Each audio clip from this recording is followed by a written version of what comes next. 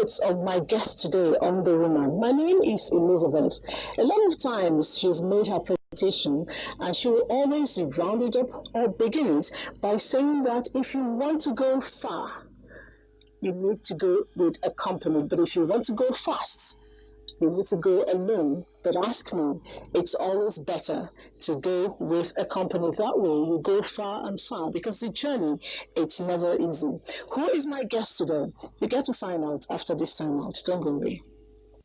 Have you ever wondered why some men cannot finish using the towel and just hang it back somewhere in the bathroom? Why do they have to throw it on the bed? Little things like that, they're put off. Have you ever wondered why a grown man with a wife and kids will go to the toilet, the lavatory, to ease himself, to do number one, to pee, right? He takes his seat up, he flips out that thing. The moment he starts peeing, he flushes the toilet, right? The toilet does its own bit. The flushing is done before the pee is done. And so 10 liters of water is wasted. The pee is still there. Oh my goodness. He doesn't put the seat back down. He doesn't reflush. He doesn't wash his hands. He walks away. That's why I don't like shaking men, by the way. There's a particular thing we know many men to be very, very guilty of, and that's throwing their shoes and stockings all over. Maybe men are going to be better, not throwing it around, but there's just someone that have those smelly feet and keep it for you in the living room. Women don't like it. The show is a woman, and I did try to introduce my guest a little bit, but I didn't give you her name fully because I like to save that for the best. But basically, she's a woman I want to describe as an apple that didn't fall far away from the tree. She is not just an activist, she's a campaigner for human and civil rights. And she's also a gender very sensitive person. Issues around women, she doesn't joke with it. Issues around children, she doesn't joke with it. Join me as I welcome one of the children of our heroes, Hafsat Abiola Costello. Thanks for joining us. Thank you for having me on your program. All right. It's always been our pleasure. We look forward to this day, to be able to speak with you. But I must say congratulations, because for all of us, it's victory merited and victory given when the Democracy Day was moved from the 29th to the 12th of June in memory of your father. We have our feelings about it, but I'm wondering, what does this mean for you people, especially after 1 year? We're just really very happy. We're very happy, Elizabeth, because we never quite understood why for so many years there was no effort to honor June 12th. There was no effort to honor my father. Today I don't understand why, because when I think about it, if there's no exterior reason, then it points to the pettiness of human nature, which I don't want to accept, because I don't want to believe that we can be so small. So if there's an external reason, it would be good for us to be aware of what it was.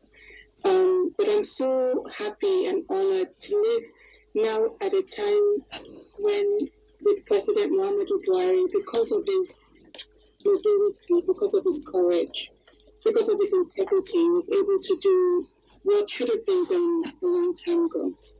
All right. Now, I did mention earlier when I started that an apple does not fall far from the tree.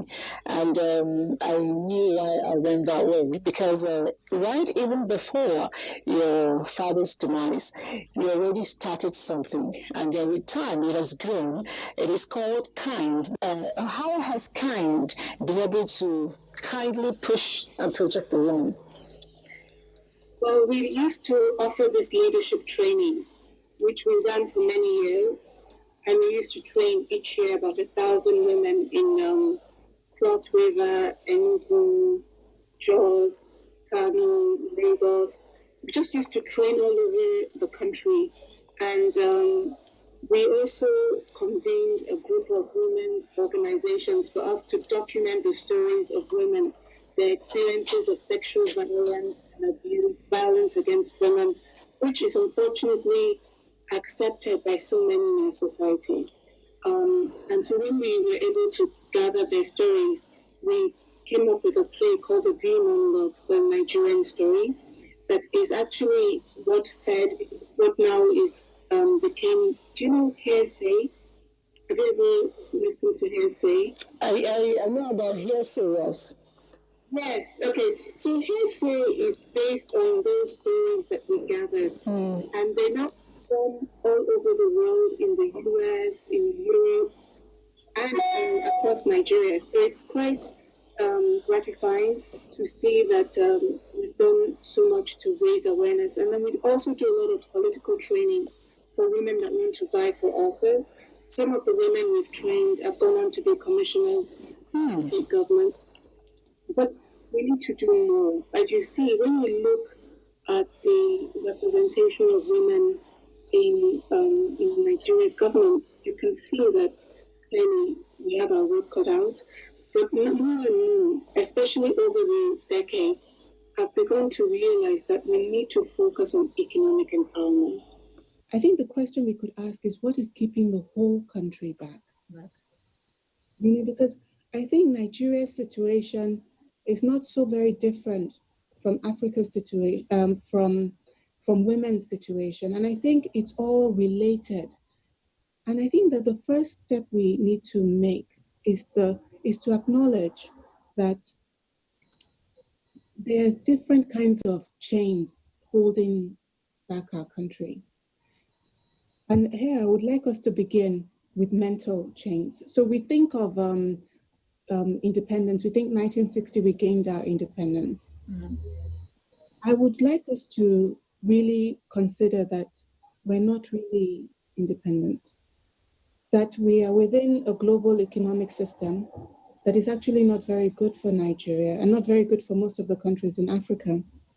Then I'd also like us to consider the fact that through the colonial encounter, we allowed our own traditions, our own institutions to be disrupted and set aside and replaced by institutions that were not really so empowering for our people.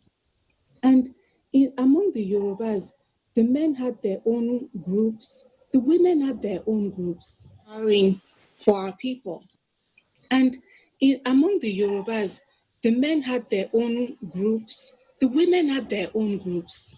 The women organized themselves, they organized themselves in markets, they organized their economic activity.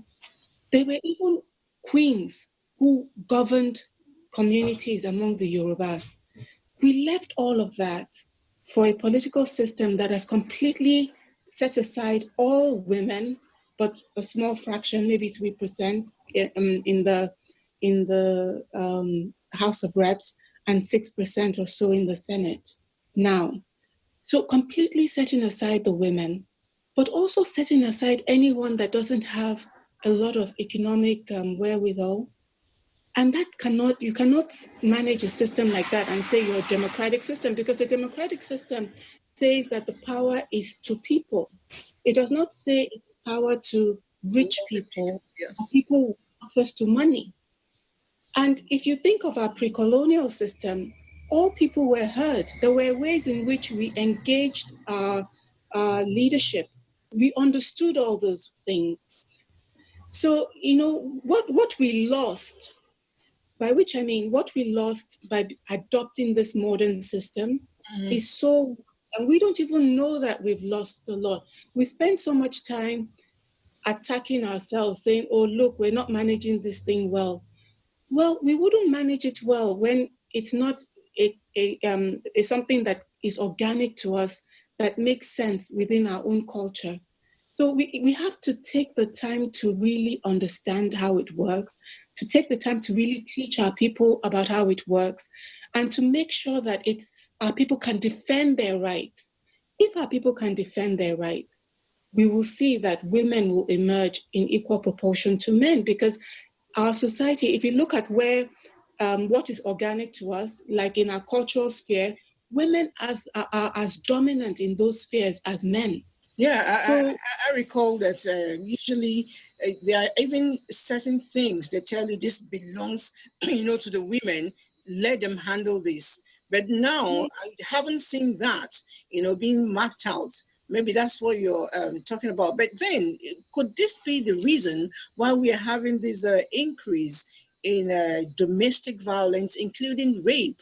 The girl child constantly is being raped. When your society is upside down, everything will be upside down. See, when the society was well governed, everything made sense. People understood that, look, even if the girl was naked and had waist beads, they understood not to touch. They understood the penalties that came from abusing and violating that girl. They understood how you are supposed to enter into the relationship, what the norms of the society were. Now everything is up in the air. Everything. So people are just opportunists, are just seeing what they can do, what they can get away with. Plus, we're in a country now and in a system that is completely overwhelmed by different levels of dysfunction, especially because our economy is not as robust as it needs to be. So we're dealing with the byproduct of that. And by that, I mean, you look at even the Northeast, where the Boko Haram menace is prevalent. What is happening in the Northeast? It's also the part of Nigeria with the highest poverty, the highest number of young girls dying during childbirth, highest level of maternal mortality in Nigeria. So those children are not being cared for, they're not being raised well, and they're easily manipulated and put into these gangs that then go back to terrorize communities. Now, this same Northeast used to be the food basket of Nigeria. Oh, yeah, sure, I recall that. Food basket of even the region. And they even have within that state of Borno, it's one of the states that was the strongest in pre-colonial Nigeria with the Borno Empire. Yes, They used to relate directly to the Middle East. They used to write and engage in intellectual discourse. They had this educational system. Now, all of that is up in the air, and they're going to slowly try to rebuild. But I think as we rebuild, we need to now say that we are building Nigeria for Nigerians. We need to be clear about that. We need to engage Nigerians from the local level, from the state, from the national. If you think about it, if we start to do it that way, then the issue of unemployment, how can we say we have unemployment when we also have so many children that need to go to school? The unemployed can be hired as teachers. How is it that Nigerian doctors can leave Nigeria and nurses can leave Nigeria and get such good jobs abroad? How can we have a situation where they're going on strike just as we're in a pandemic? What is happening to Nigeria's money that we cannot pay them properly? We need to begin to look at these things. And as Nigerians, the problem I have with the country is that, as you said, I was part of the pro-democracy movement. I think that we need to spend less time criticizing and more time engaging with the government. As you said, we should stop criticizing and engage, and I completely cue into that. That's the only way to move forward, because I know that when I was growing up, I was always my parents would tell me something, and I'm like, no. And I always had a fight with them. But when I began to ask why, and they explained to me, I was better able to fit into their projections, for me, and it got a better me out of me. But then you spoke something again that caught me. You said we should, begin to build Nigeria for Nigerians.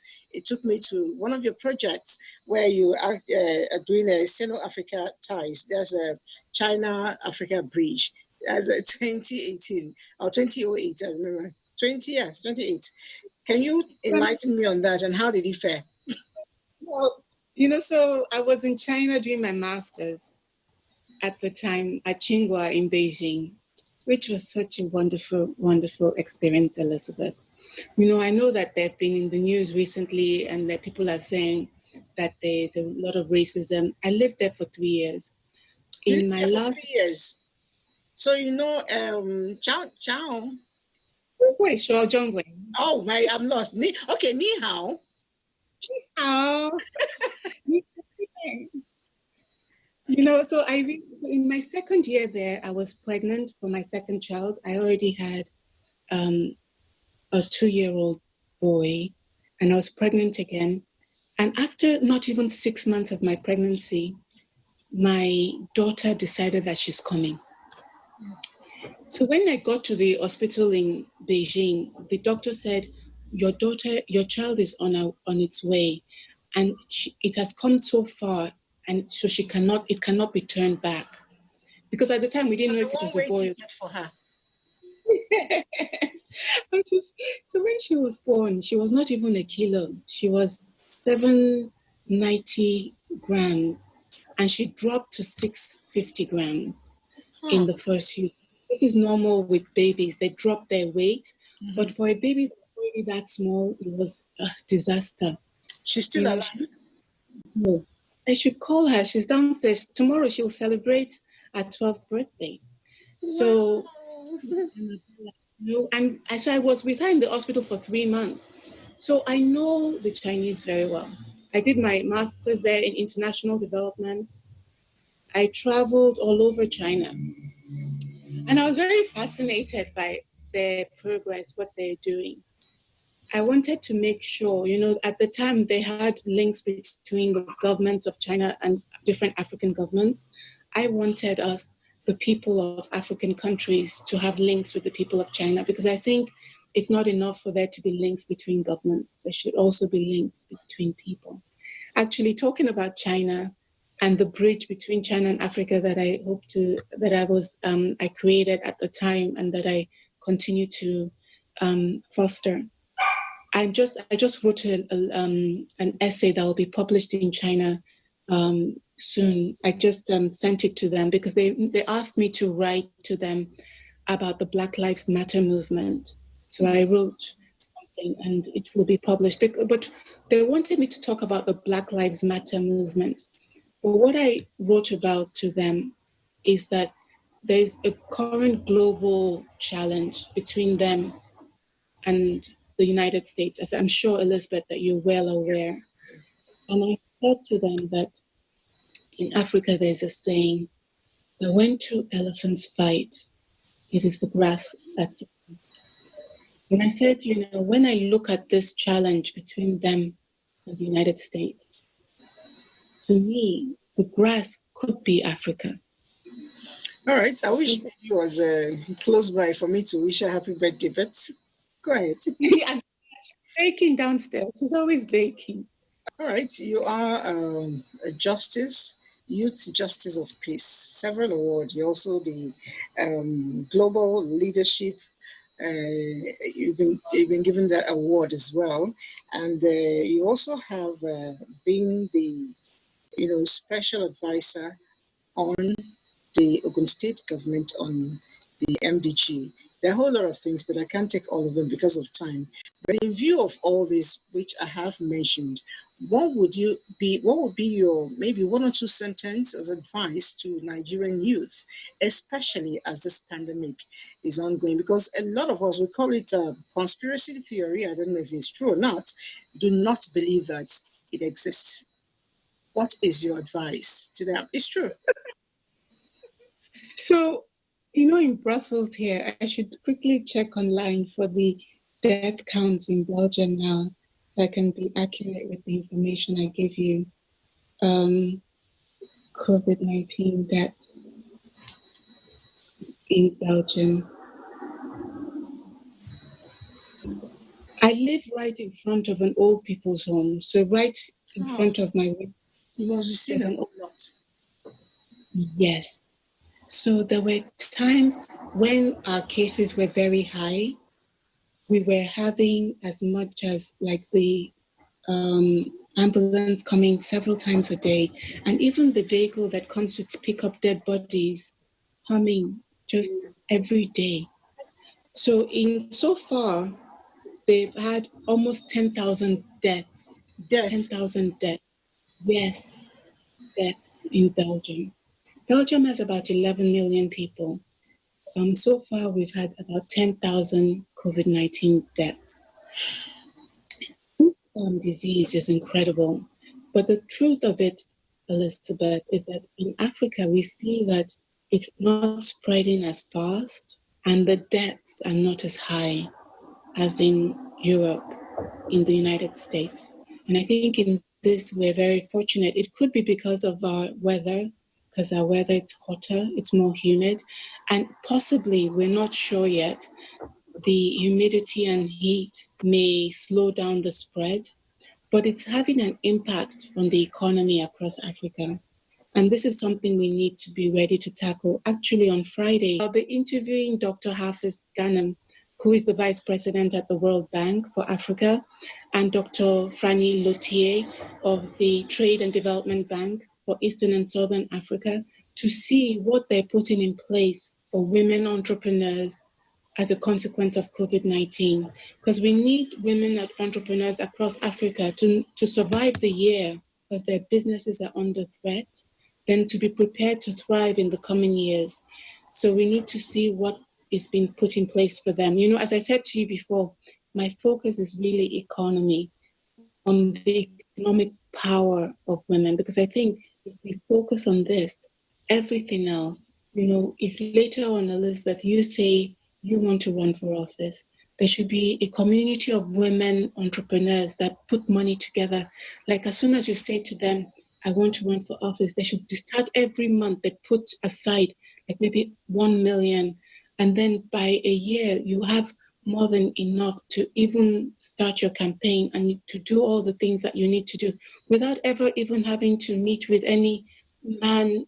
Men are okay, and it's good to have male support. I had my father's support, I have my husband's support, I have, you know, I used to work for Senator Amusi, he was always a champion. I have no problem with men supporters, but oftentimes it's easier for men to support men. You should have women able to support you, and we should have women organized and able and ready to support other women. It will make a difference for our electoral rates. I think it's the fact that we're just not represented in the economy at the highest levels, that it's also having an impact on the politics. Going back to what I said about pre-colonial times, we organized the men and they were making contributions. We also organized the women, and we have to return to that. Women must be at par in the economy, and we will see parity across board in every domain. And it will become clear to men that women are not their playthings. We're not their sexual objects. We're human beings with rights that are inalienable and cannot be violated. It will be easier for us to protect the girl child. It will be easier for us to protect all women. Right. And this, I think, is what we focus on. Thank you so much. It's been quite exciting speaking with you. And I want to assure you, your dreams, you know, they are being actualized. And before you know it, a whole lot of things will change. Women of today are no longer women of yesterday. We're sitting up, we're buckling up, and we are taking the bull by the horn. I can assure you that. And I'll still go by what you like to say, that if you want to get it done, we must go in group. So we're all teaming up as sisters to ensure that we liberate women, we liberate the girl child. We're no longer objects of abuse. Thank you. And we'll be speaking with Hafsat Abiola Costello. Thank you for joining us from Brussels via Zoom. And send me well to the birthday girl. All right, so that has been it on The Woman. Next week, we'll bring you another exciting personality. Whatever it's worth, remember that the freedom you're enjoying today is a fight of people of yesteryears. And so we must ensure that we leave something for our children to benefit from us. We'll see you again next week. Bye.